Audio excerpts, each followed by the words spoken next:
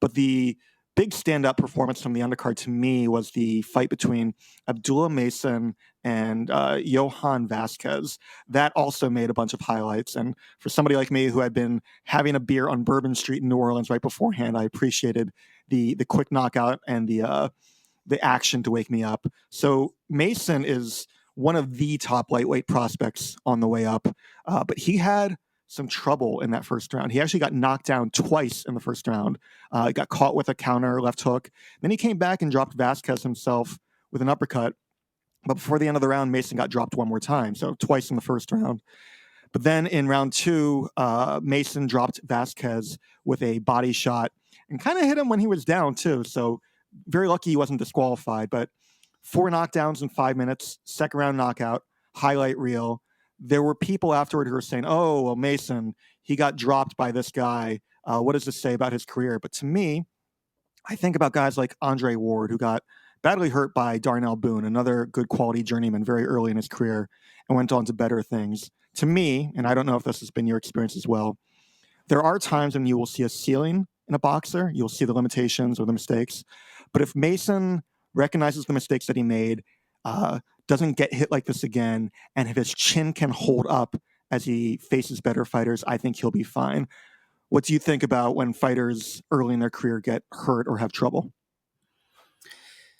Yeah, I think it depends on the length of the fight. Like, so a good example of this is the Fabio Wardley versus Fraser Clark fight, like a fight which goes 12 rounds, where like both of them get badly hurt, and and the amount of punishment the amount of punishment which they both took on that fight has to have a lasting effect.